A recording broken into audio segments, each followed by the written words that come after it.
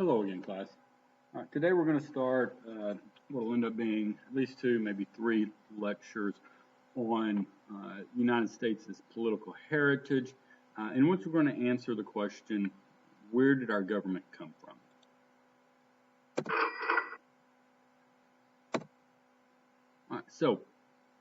If you remember from your history classes, it all goes back to the Declaration of Independence, where the Founding Fathers, Thomas Jefferson in particular, who wrote it, talks about ideas like inalienable rights. And then a few years later, they draft the Constitution. Main principles of are popular sovereignty and limited government.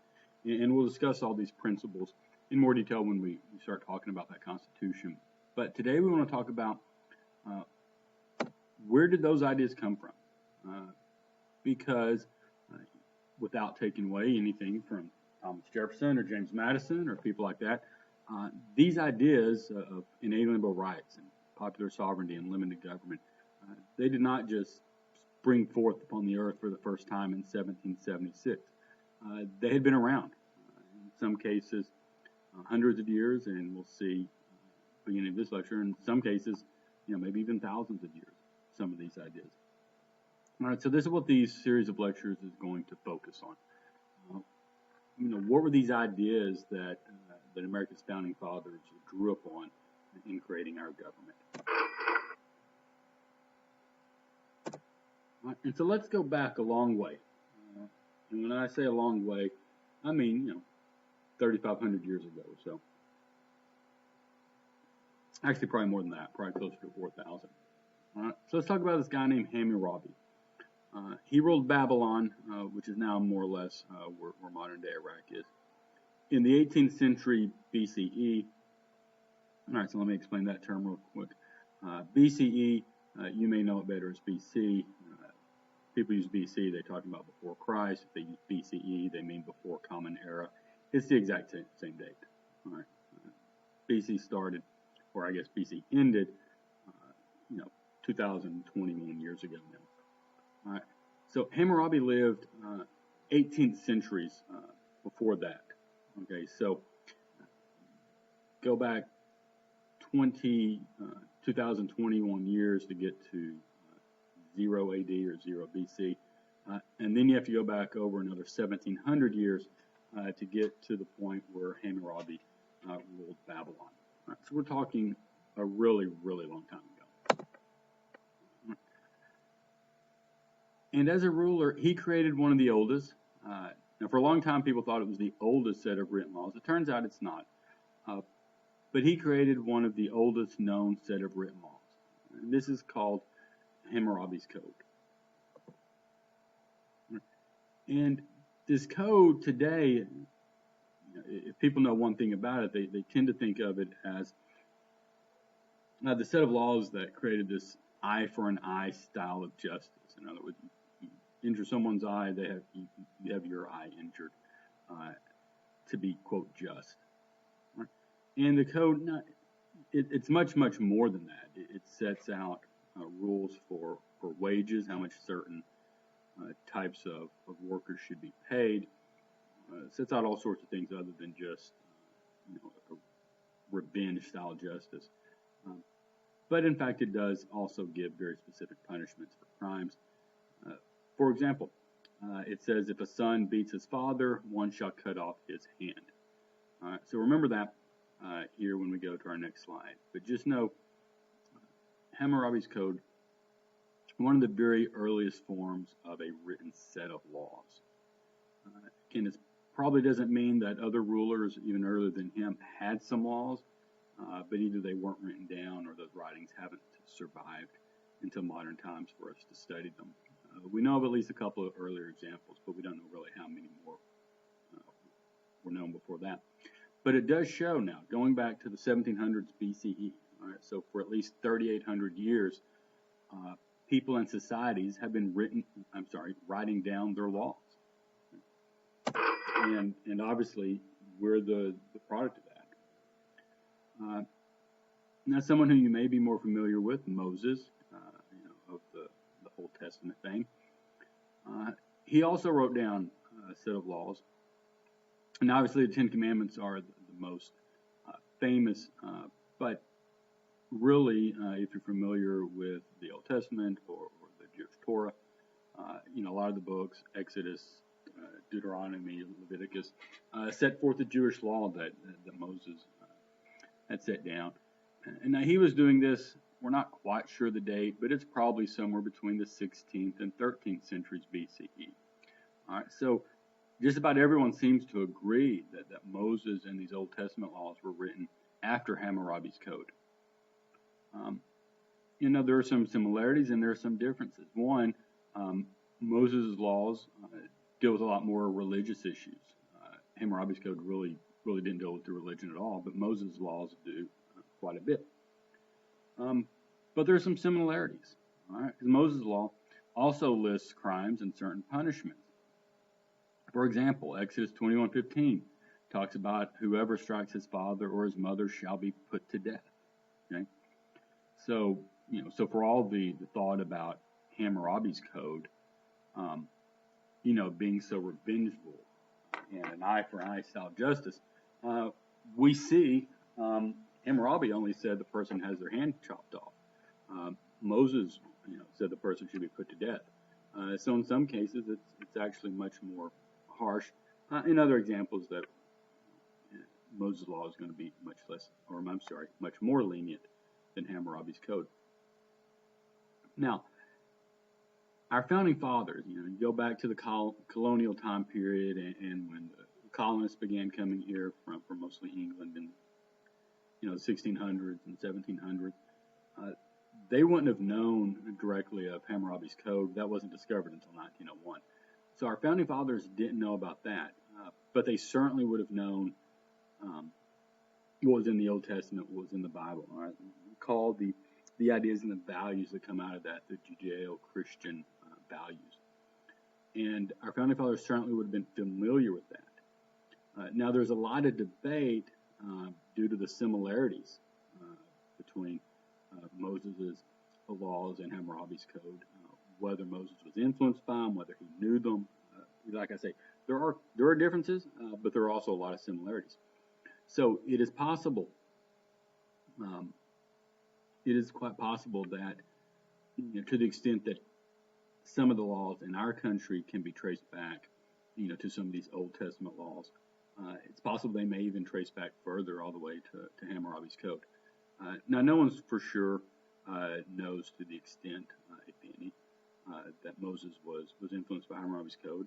There's a lot of debate on that, but it is possible that these ideas, these types of laws, all right, crimes lead to punishments, property laws, wage laws, all sorts of things that were set out that we have in modern America. There have been similar laws for clearly thousands and thousands of years, at least 3,000 years. So let's bring it a little bit closer to modern times. Let's talk about 1215, and I didn't specify, I should have specified here. That's 1215 AD, okay? Or if you want to use the non-religious nomenclature, CE for Common Era, or AD, which is Latin for in the year of our Lord. But again, it's the exact same date, whichever one you use. But in 1215,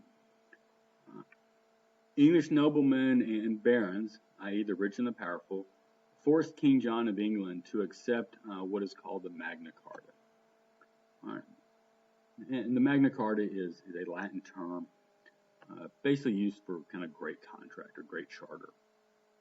All right. So what the Magna Carta did was it limited the power of the king and promised certain rights to noblemen and freemen.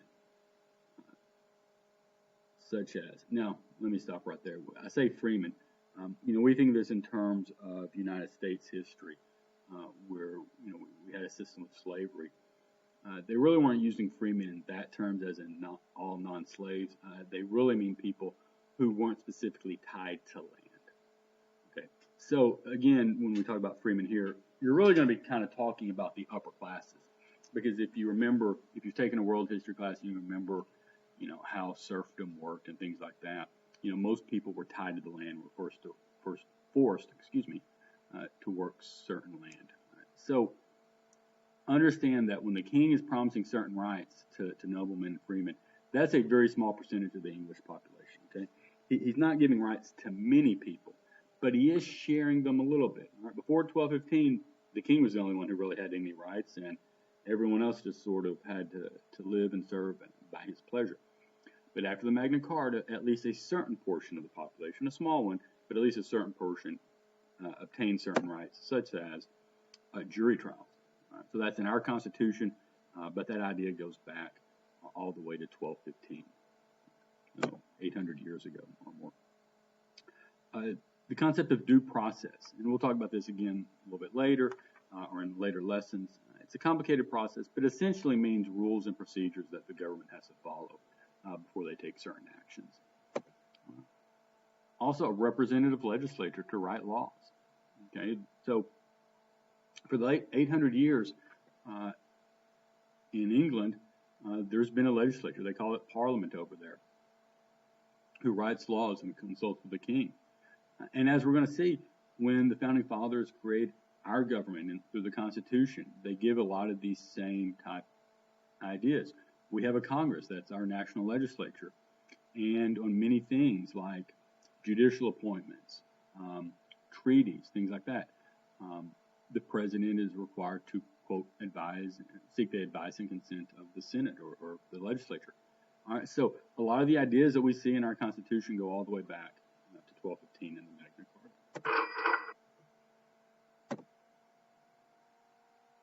Okay, so the Magna Carta was England's first step in moving from an absolute monarchy, right, that's where the monarch has absolutely all the power in the country, to a constitutional monarchy. That's where the monarch is limited by the rules set forth in the Constitution. And look, the Magna Carta was the first step. It was a baby step. England's going to have to take lots and lots more steps before they arrive at where they are today, and where they have been really for about probably the past 100 years, where the monarch in England is, she's technically the head of state, but it's largely a ceremonial role. Queen Elizabeth II has very, very little actual power. Parliament and the Prime Minister in England are the ones who control all the power in that country. And it took 800 years to get there, but the Magna Carta was the first step. All right, and so starting in 1215, at least some English citizens, again, it started out as a very small percentage of English citizens, but at least some English citizens had at least some right to govern themselves.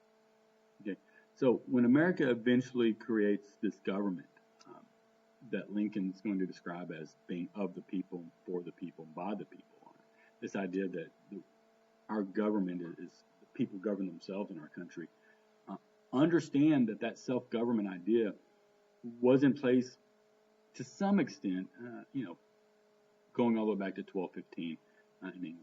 Again, they didn't have a whole lot of rights, but they at least had some. Which does lead to this question, what is a right? There are times, we come across words or we hear words so often that we don't even think about what they mean. Okay? And a right is something more than a privilege. All right? We have lots of privileges. We can, once you reach a certain age, you're privileged to, drive a car and things like that. But rights are something that you're essentially born with and that are owed and due to you from, the government. When we talk about unalienable rights, those are rights that can't be taken away. All right, so a right is something more than what you want or something that most people are lucky to have. It's something that everyone should always have. That's a right. Okay, the Magna Carta established the two important concepts that I talked about in our very first slide in this lesson, limited government and self-government. So what is limited government?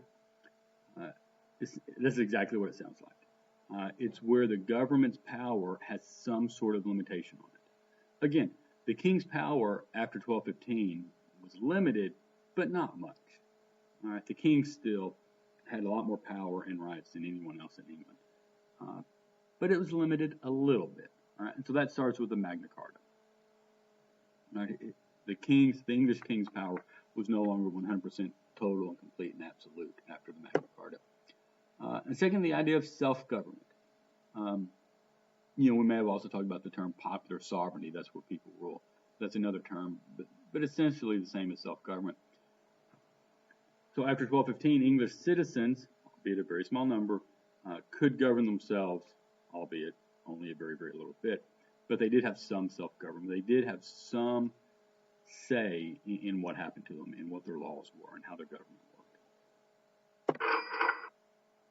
All right, so let's fast forward about 470 years or so. King William and Queen Mary agreed to what's called the English Bill of Rights in 1689. Again, if you're taking a world history class, or you have, you may have heard about the Glorious Revolution in England. That's basically when Queen Mary basically kicks her own father off the throne and takes the throne for her and her husband, because I believe they were Protestant and her dad was Catholic. And so they basically took over for him. But as part of this deal, they agreed, I guess, in trying to consolidate enough people to support them in kicking Mary's father off the throne. They agreed to give the people a Bill of Rights. So, we hear this term a lot in our country, the Bill of Rights, the Bill of Rights. You learn about it in your 8th grade history class. But understand, our founding fathers were not the ones who first created a Bill of Rights. The English Bill of Rights is almost exactly 100 years older than the American Bill of Rights. Right? So this concept of a Bill of Rights had been around long before America even thought about its independence or creating its own country. All right, so what did the English Bill of Rights guarantee? Well, again, it guaranteed people's right to elect representatives. All right, so people get to elect the members of the government who write their laws. In England, we call that Parliament. Here in America, their legislature is called Congress, but in England, it's called Parliament. As early as 1689, English people were guaranteed freedom of speech. They had the right to bear arms, and they were guaranteed freedom from cruel and unusual punishment. Now, I can tell you what was considered cruel and unusual in 1689 is probably quite a bit different than what we consider to be cruel and unusual, but nonetheless, it existed. Right? It existed as early as 1689 in England. This idea that the government can't basically find new and inventive ways to basically torture people, even if they'd committed crimes. So now by this time, the British monarch was really having to start to share a lot of power with Parliament. Again, the monarch was certainly going to be more powerful, in 1700 than they will be in the year 2000 or 2021. But they had lost a lot of power compared to what King John had back in 1214 or even 1215 after the Magna Carta. Okay, let's end it there. Now that we've talked about the ancient world, we talked about some early British laws.